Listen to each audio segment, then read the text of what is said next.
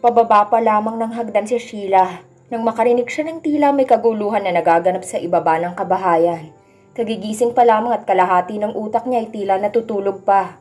"Anong ginagawa niyo sa bahay ko?" Narinig niya ang boses na wika ni Adam. "Alam mo, para sa isang napakatangkad na lalaki, ang liit siguro ng utak mo. Of course we came here to see you." Anang isang pambabaing tinig. "Kumusta naman pala yung siko mo? Magaling na ba?" Wika pa ng isang boses babae. "Ouch!"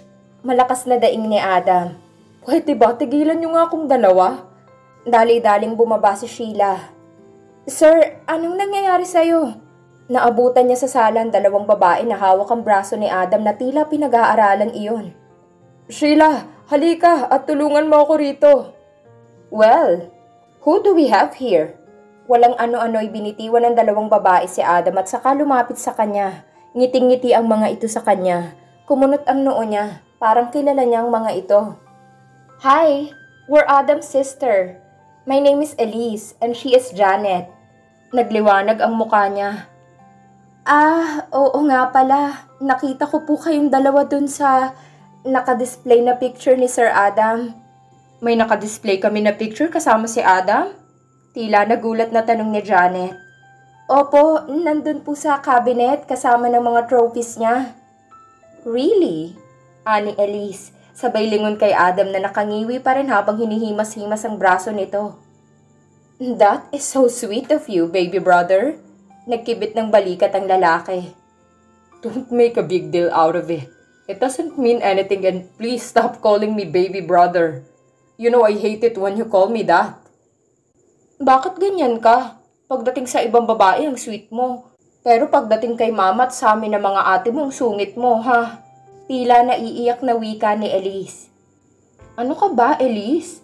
Huwag kang magpa-apekto sa pag-aangas ni Adam." Galit na binalingan ni Janet ang lalaki. "Adam, mag-sorry ka kay Elise." "What? Why? I didn't say anything wrong and..." "Mag-sorry ka o babaliin ko yung kaliwang braso mo." Angil ni Janet sa kapatid. Bumukas sara ang bibig ni Adam bago nito na isuklay ang kamay sa buhok. "I'm sorry, Ate Elise." "You're forgiven." Nakangiting pinahid ni Elise ang dulo ng mga mata nito. "Come here. Let's do a big hug. We missed you so much." Nangingiting pinapanood lamang ni Sheila ng tila maamong tupa na napasunod na lamang si Adam sa mga ate nito. Sa bibihirang pagkakataon lang niya ito pwedeng makita na ganoong tagpo. At mukhang sinuswerte pa siya. "Hindi ko alam na may bago ka palang girlfriend, Adam." Ani Elise, habang nakangiting nakatitig sa kanya. "Ah, hindi po niya ako girlfriend." Agad niyang sabi, kasabay ng pag-iling. "Ako po ang caregiver niya." "Caregiver?" Kumawala si Elise sa group hug ng mga ito. At saka siya nilapitan at tinitigan mula ulo hanggang paa. Halatang hindi ito naniniwala sa sinasabi niya. "Sigurado ka? Come on, you can be completely honest with me. Hindi naman kita huhusgahan kung nandito ka man sa bahay ng kapatid ko. I mean, it's okay to sleep with your boyfriend, lalo pat kung nasa hustong gulang na kayo. Premarital is okay, as long as you use protection." "Hindi po," ani Sheila, habang todong pag-iling. Nagsasabi po ako ng totoo. Hindi po talaga niya ako girlfriend. Ako po si Sheila, ang caregiver niya. Siguro po ay nabanggit na ako sa inyo ng mama niyo." "Ah, I remember now." Nakangiting tumangutango si Elise. Saka ginagapang kamay niya at kinamayan siya. "Hello, Sheila. I'm Elise. I'm the second among the Bautista siblings. Nice to meet you. And I really must admit that you're very pretty." "Sorry sa mga sinabi ko kanina. Saang salon mo nga pala ipinagawa ang buhok mo? Saka anong kulay ng dye na ginamit sa'yo?" Natawa si Sheila sa animated at mabilis na pananalita nito. "Nice to meet you rin po, Miss Elise. You know, I just met you, but I think I like you already. Maganda ang vibes ko sa'yo." "Salamat po. I'm Janet, by the way." Nakangiting kumaway ito sa kanya. "Kumusta naman tong si Adam bilang amo? Hindi ka ba niya inaapi, pinagmamalupitan at hinaharas?" "Hey, I'm no sadist. I'm a very kind-hearted man." Singit ni Adam. Hindi ito pinansin ni Janet. "So, Sheila, kumusta naman ang pagtrato sa'yo nitong kapatid ko?" Mabait po siya sa akin, pati na rin po kina Mang Berto at Nanay Flor. Matapat niyang tugon. See? I told you. Taas noong ani Adam. Pero minsan po, nananan siyang aniya sa mahinang tinig. Oh, there's more. Excited na bulalas ni Elise. Napakamot siya sa ulo. Minsan kasi parang ubod siya ng yabang. Overconfident at bilib na bilib sa sarili. Pagtapos ni Janet sa kanyang sasabihin, nahihiyang napatango siya. True, pagsang-ayon ni Elise. Lumapit si Janet sa kanya at hinawakan siya sa balikat na animoy nakikisimpatya. Huwag kang mag-alala, naiintindihan ka namin. Please accept our apologies for our brother's behavior. I don't understand. What are you apologizing for? There's absolutely nothing wrong with me. Ani Adam, we're very sorry, Sheila. Wika ulit ni Janet. True, ani Elise. Hindi pa ba kayo uuwi? Ni hindi man lang nag-abalang mag-angat ng tingin sina Janet at Elise sa pagtatanong na iyon ni Adam. No, hindi pa kami tapos mag-DVD marathon itong si Sheila. Ani Janet. Kanina pa kayong umaga nandito. Ano naman, Saturday ngayon kaya pwede kami magpuyat kung gugustuhin namin. Bakit hindi na lang tayo mag-overnight dito, Ate Janet? Suggestion ni Elise. Oo nga no. That's wonderful. No way. Sikmat ni Adam. Wala kayong tutulugan dito. At isa pa, tingnan niyo tong kwarto ko. Nakasimangot na sinuyod nito ng tingin ng silid. Ang kalat-kalat na, tapos kumakain pa kayo ng popcorn sa kama ko. Baka mamaya niyan langgamin pa ako dahil sa inyo. Speaking of which, paubos na pala tong popcorn namin. Pwede bang pakikuha mo kami ulit ng isa pang bowl, Sheila dear? Baka dagdagan mo na rin ng butter at cheese powder, ha? Sige po, Miss Elise. Nakangiti siyang tumayo, saka tinungo ang pinto. Hindi niya namalayo na nakasunod pala sa kanya si Adam. Damn it. Ani ito pagkasara ng pinto at saka pinagsusuntok ang hangin gamit ang kamay nitong walang cast. Hindi niya napigilan ng matawa sa inaasal nito. Kalma lang, sir, at baka mapanong bali niyo. Paano ako kakalma kung kanina pa ginugulo ng mga kapatid kong buhay at ang bahay ko? Napailing na lamang siya, saka nagtungo sa kusina. Ngunit nanatili pa rin pala itong nakasunod sa kanya. Ano bang dapat kong gawin para umuwi na silang dalawa? Hindi ko maintindihan, sir. Kung bakit nagkakaganyan ka, hindi ba dapat ay matuwa ka na dinalaw ka ng mga ate mo? Aniya. Saka pinasok ang popcorn sa microwave oven na naroon. Isinet niya ang timer. Saka muling hinarap si Adam. Kung tutuusin ay maswerte ka pa nga na naglaan sila ng oras para puntahan ka. Kahit pa nga napaka-busy nila sa pag-aasikaso sa negosyo nyo, hindi ba? Kumunot ang noon nito tila napaisip. No offense meant, Sir Adam. Pero halos 2 months na akong nagtatrabaho rito at ni minsan ay hindi mo pa yata dinalaw ang pamilya mo kahit pa nga hindi ka naman masyadong busy nitong mga nakaraang araw. Nagyuko ito ng ulo at saka bumuntong hininga. Nang tumunog ang timer ng microwave ay sakalang napagtanto ni Sheila ang kanyang mga nasabi. Alam niya nagkamali siya sa mga nasabi dahil wala naman siyang karapatang pangaralan ito. Sheila, you crossed the line. Hindi porke sinamahan at nilibre ka niya sa salon ay close na kayo at pwede mo na siyang pakialaman tungkol sa pamilya niya. I'm sorry, sir. Bulong niya. You're right. Napipilan siya sa sinabi nito. Alam mo ba, noong mga bata pa kami, close na close ako sa kanilang dalawa. Kahit saan sila magpunta ay palagi akong nakadikit sa kanila. Kung nasan sila ay siguradong nakabuntot ako. Kapag may umaaway sa akin noon sa school, ay palaging nandyan si Ate Janet at ipinagtatanggol ako. Si Ate Elise naman ay palagi akong tinutulungan sa assignments at projects ko sa school. They always took care of me. They have always been there for me. Siguro ay nagsimula akong lumayo sa kanila nung tumungtong na ako ng high school. Dahil hindi na kasi cool tingnan na palagi pa rin akong nakadikit sa mga ate ko. Dahil ayaw kong may masabi sa akin ng ibang tao. Lalo pang lumaki ang gap namin noong nag-college na ako. At dahil na rin sa mga sinalihan ko na sports clubs. Pagkatapos sila naman ay pareho nang naging busy sa trabaho. Pero kahit ganun, kapag may mahalaga akong laro sa basketball ay naglalaan sila ng oras para sa akin. Nanatili lamang nakamata si Sheila kay Adam habang nagsasalita ito. Hindi siya makapaniwala na bigla itong nag-open up sa kanya ng mga personal na detalye ng buhay nito. Alam mo bang nung na-ospital ako dahil sa cast na to, at paggising ko'y pareho silang nakaabang sa kama ko na para bang major surgery ang pinagdaanan ko. Napapangiting tila pagre-reminisce nito. Nung tinanong ko kung umiyak ba sila, ang sabi nila hindi raw kahit na parehong namamaga ang mga mata nila. Napangiti na rin siya. Kita mo na, sir? Napakaswerte mo talaga sa pamilya mo, hindi ba? Tumangu-tangu ito at muling ngumiti. Iyong ngiting puno ng sinseridad at kasiyahan. I know. That's good, aniya. Saka inasikaso ang popcorn at nang matapos ay iniabot niya iyon kay Adam. Ikaw nang maghatid sa kanila nito, sir. Kukunin ko na rin ang unan at kumot ko sa kwarto at makikitulog na lang ako kay Nanay Flor sa kwarto niya para magamit ni na Miss Janet at Miss Elise ang kwarto ko. Pakisabi sa kanila na nauna na akong natulog. It looks like you have a lot of catching up to do, sir. Sa haba ng sinabi niya ay nanatili lamang itong nakatitig sa kanya. Ipinilig ni Sheila ang ulo. Sir? Salamat ha. Ngumiti siya. Walang anuman, sir. No, really. I want to thank you, Sheila. Giit ni Adam na tila ba hindi niya ito naiintindihan. You're welcome? Naguguluhang sagot niya.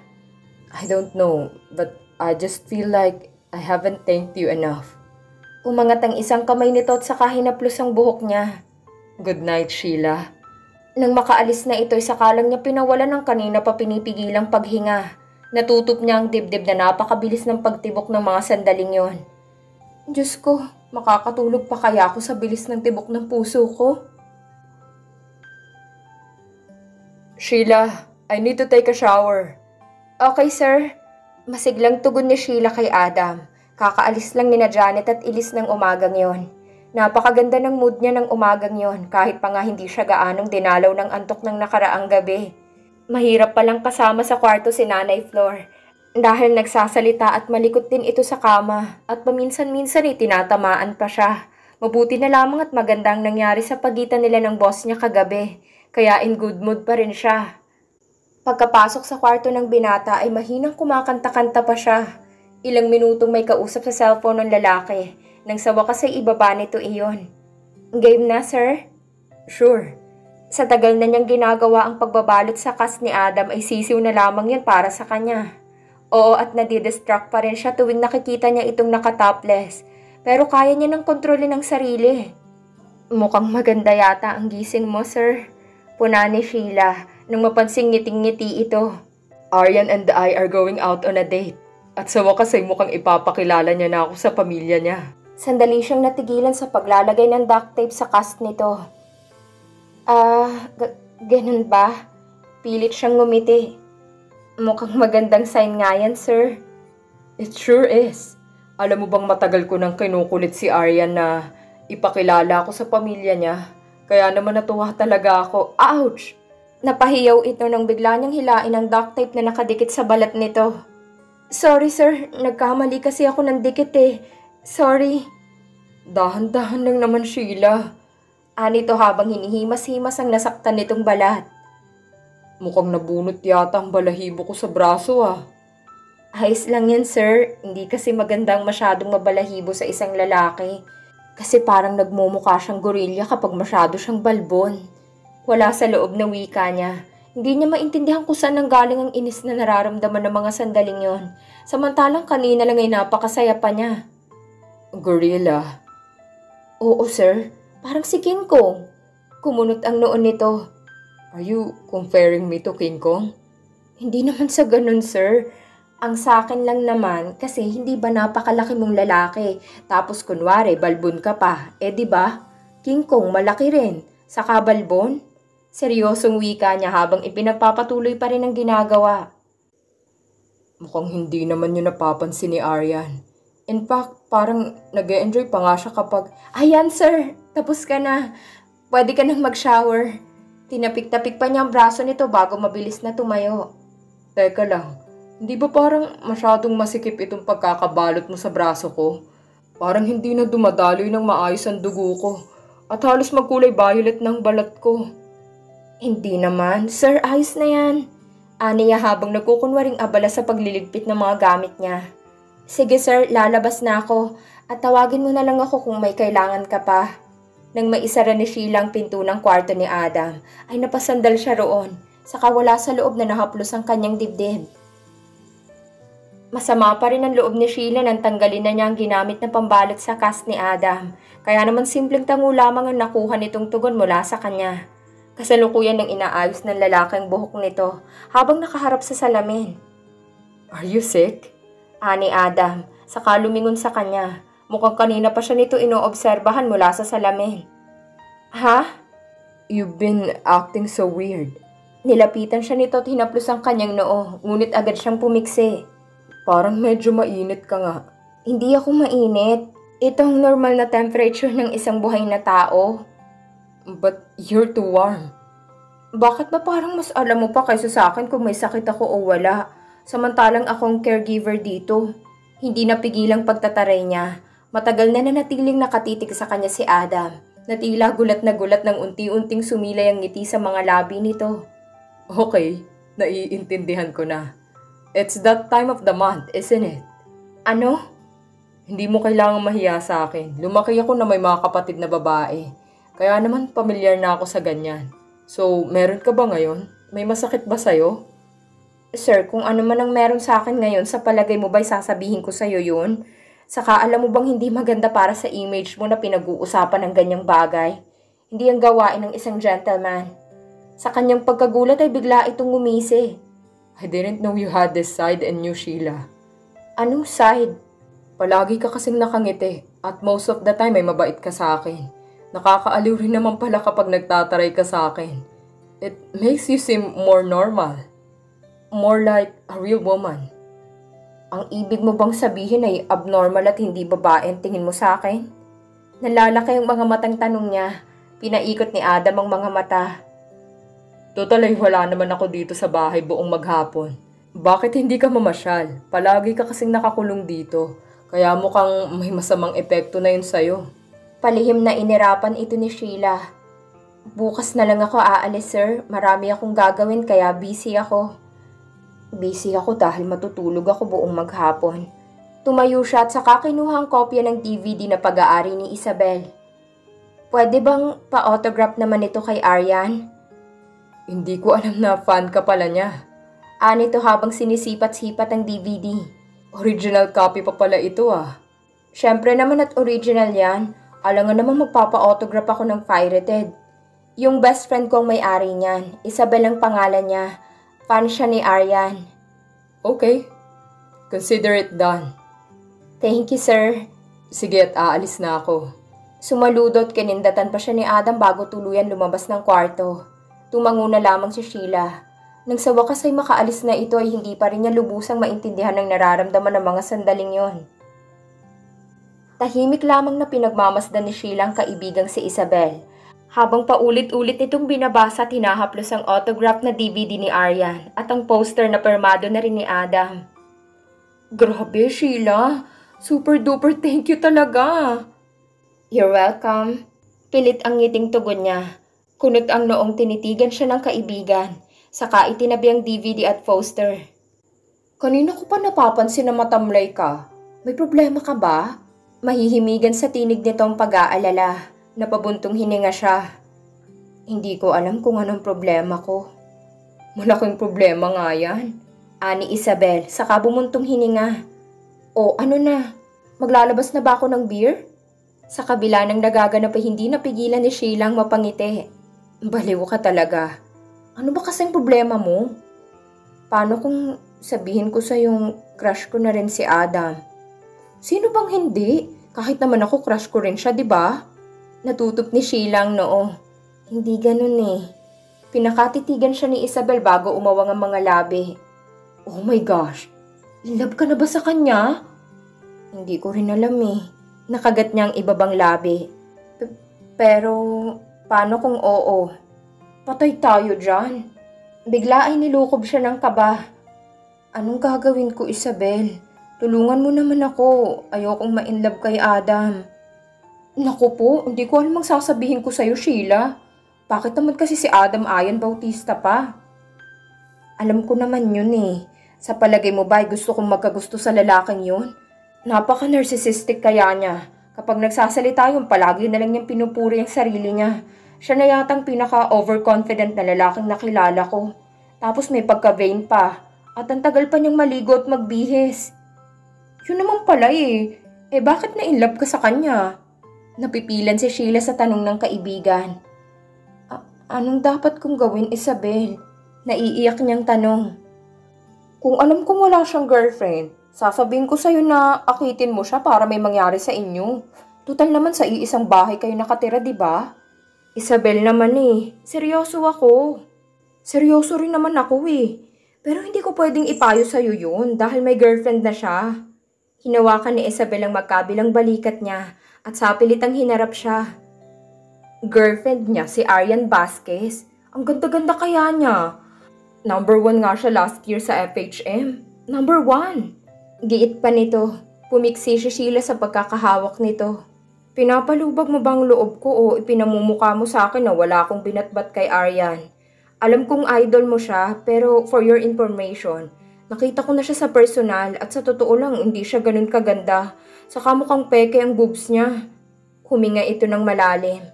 Sige na. Pagbibigyan kita ngayon dahil alam kong may pinagdadaanan ka. First time mo rin na nagkwento sa akin tungkol sa isang lalaki. At masaya ako para sa'yo. Pero honestly, Sheila, huwag naman si Adam.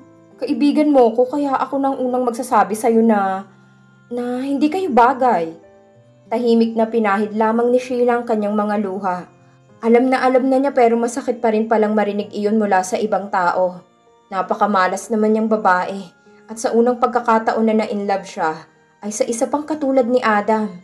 Isang hikbi ang umalpas sa kanya bago tuluyang bumalong ang masaganang luha sa kanyang mga mata. Sorry Sheila, patawarin mo ko. Umiling-iling siya. Wala kang kasalanan. Totoo naman ang sinabi mo eh. Suminghot-singhot na wika niya. Mas mali naman kung i-tolerate mo ko na alam naman natin pareho na walang magandang kahihinatnan tong nararamdaman ko. Humugot siya ng malalim na paghinga.